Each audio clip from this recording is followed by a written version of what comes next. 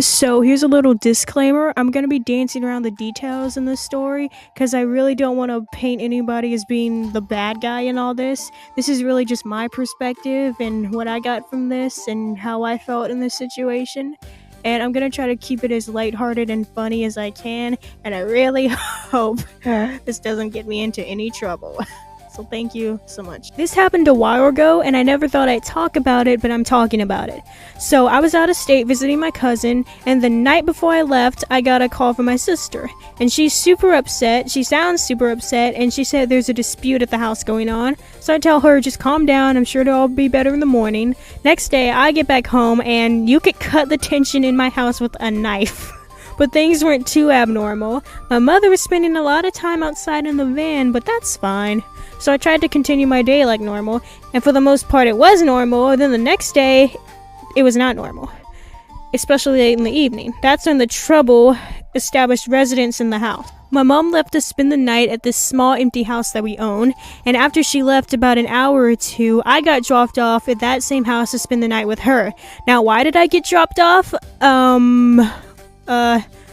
Last name discrimination. I'm dancing around that. But anyway, I'm at this empty house at night with my mother. There's no furniture or anything at this house at all, so we both had to sleep on the floor in the upstairs room. I bought this blanket and a small pillow to sleep on, but I couldn't sleep that night because I was so confused and so upset.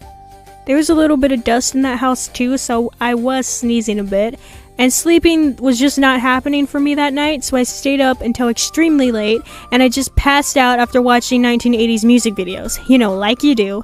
So next morning, I woke up, I put my things away, and I text my brother, and he gets an Uber for me and my mom to take back home. And we get back home, and I tried to continue my day like normal. Then later, my mom, she was going to go back to that empty house that evening, because tension was still at the house, and accountability and self-awareness wasn't coming over to visit.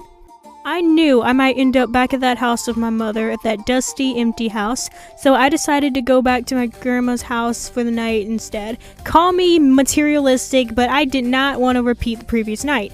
So we took the metro and we parted ways at our destinations, and I made it to my grandma's house, and I spent that night ruminating and decompressing.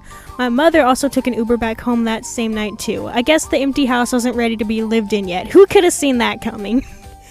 Anyway, that was that story. I was at my grandma's house for about 2 days, then I went back home, and things got normal, but you could still cut the tension in my house with a knife.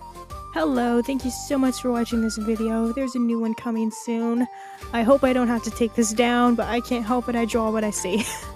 Thank you so much for watching. Subscribe, like, do whatever you want, and be nice to each other, please.